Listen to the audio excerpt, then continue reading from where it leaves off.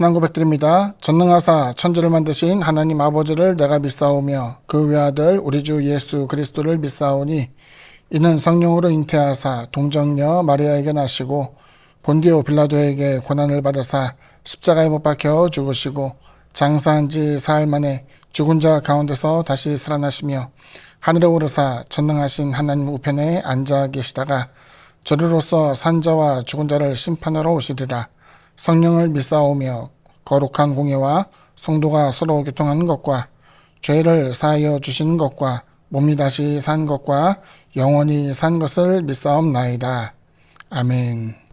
함께 은혜 나눌 하는 말씀은 사도행전 20장 24절 한 절 말씀입니다. 다 찾으신 줄 알고 제가 봉독해 올립니다. 내가 달려갈 길과 주 예수께 받은 사명 곧 하나님의 은혜의 복음을 증언하는 일을 마치려 하면은 나의 생명조차 조금도 귀한 것으로 여기지 아니하노라. 아멘. 할렐루야. 오늘은 두 번째 날로서 사도 바울의 사명이라는 제목으로 함께 은혜를 나누고자 합니다.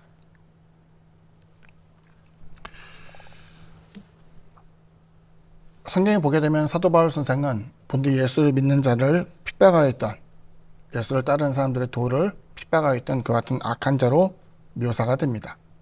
그럼 그 근본부터 악한 사람인가 라고 보게 되면 사실은 그렇지는 않은 것 같죠. 왜냐하면 사도 바울 선생은 바리새인 중에 바리새인, 그리고 하나님을 사랑하였고 하나님에 대한 도를 믿고 실천하는 데 있어서 앞장섰던 그 같은 사람인 것을 보여주고 있죠. 하지만 그럼에도 불구하고 그는 예수를 영접하지 않았습니다.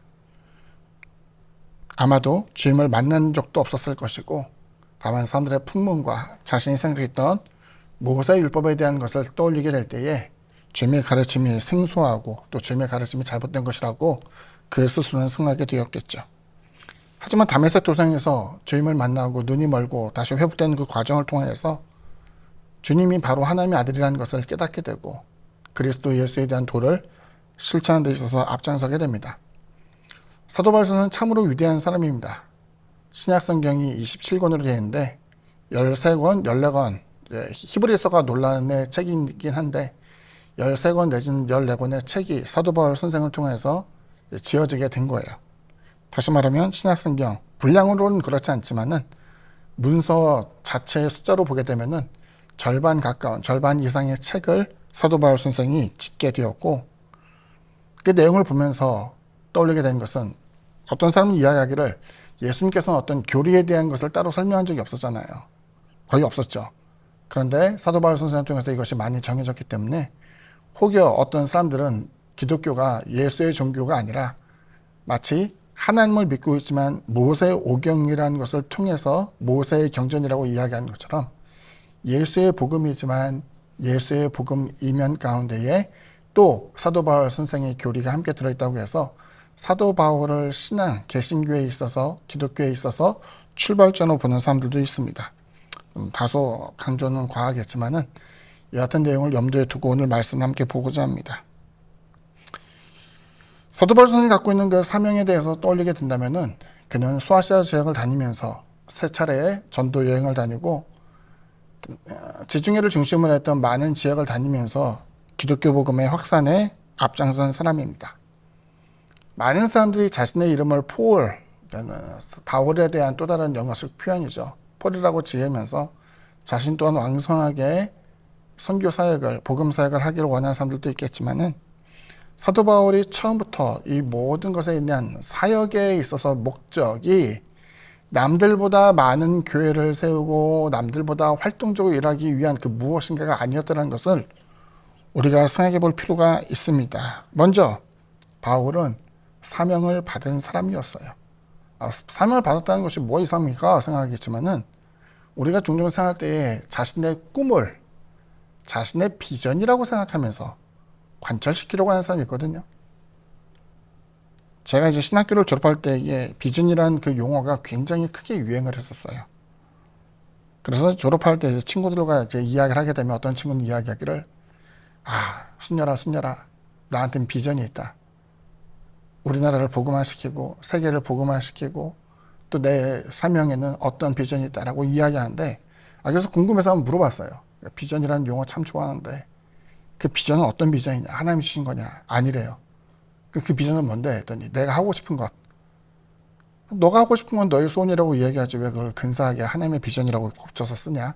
라고 물어봤을 때 그 친구가 이야기한 것은 하나님이 내 마음속에 그와 같은 열망을 갖게 해줬기 때문에 이 비전은 나의 비전이 아니라 하나님이 주신 비전이라고 이야기를 합니다. 그럴 때 됐죠. 응원도 하고 과연 그렇게 될까 생각도 해봤는데 시간이 지나면서 그와 같은 큰 비전을 갖고 있는 친구들의 날개가 하나씩 하나씩 꺾여졌어요.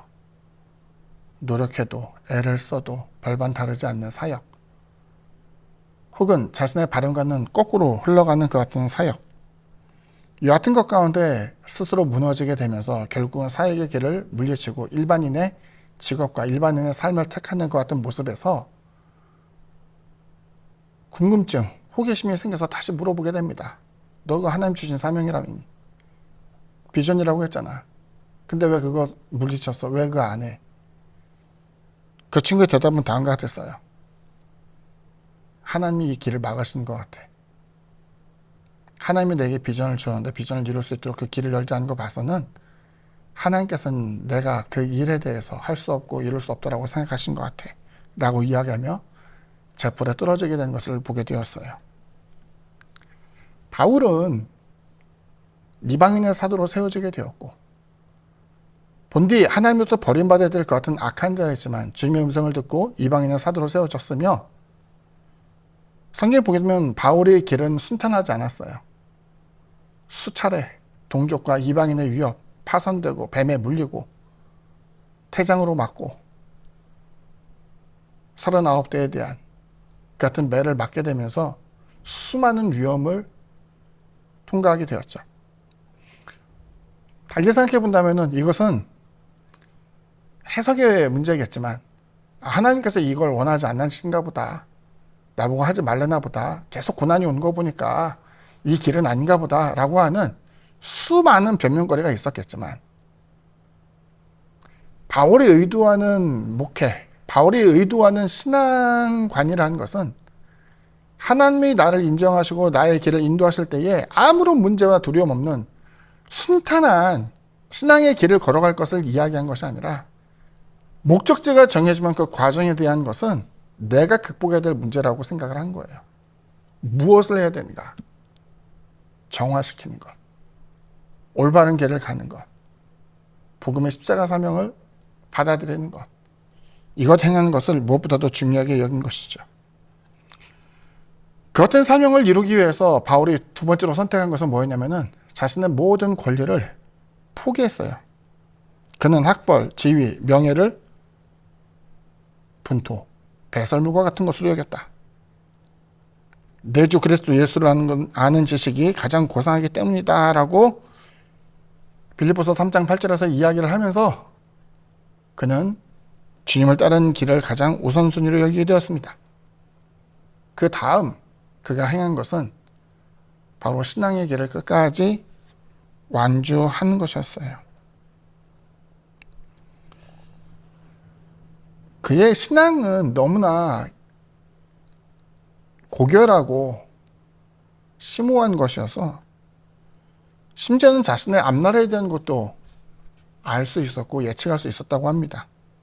그래서 우리가 잘 아는 것처럼 그가 예루살렘에 압송되어 가게 될 때에 그는 로마에서의 재판을 받겠다라고 선언하게 되었고, 왜냐하면 그는 태어날 때부터 로마인이었으니까 자신의 시민권을 행사함으로 말미암아 유대인의 재판이 아닌 황제 앞에서 재판받을 것을 그가 주장하게 되었던 거죠. 그런데 여기서 그가 풀려나기를 위해서 그랬던 것이 아니에요. 바울이 알고 있는 것은 나는 로마로 가게 될 것이고 거기서 나의 최후를 맞이하게 될 것이고 이를 통하여서 하나님께서 내게 의도했던 바를 내가 이루게 될 것이다 라는 것을 직감하게 되었어요.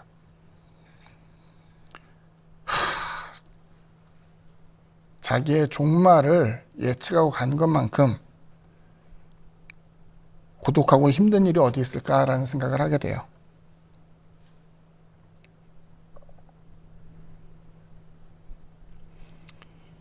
편안하고 안락한 노후가 아니라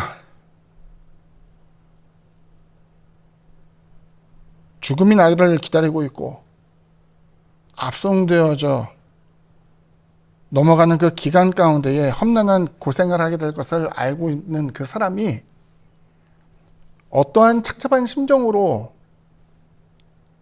자신의 삶을 바라볼까에 대해서 생각하게 되는 것이죠. 그럼에도 불구하고 사도 바울 선생은 자신의 사명을 거부하지 않았습니다. 심지어 주위에 있는 사람들이 경건했던 신자들이죠. 그들도 기도할 때에 선생님 당신이 로마로 가게 되면 살아서 돌아오지 못합니다. 거기서 죽게 돼요. 성령께서도 그걸 알려주셨어요. 할 수만 있으면 회피하고 다른 길로 갈 것을 조용히 요청하게 되었죠.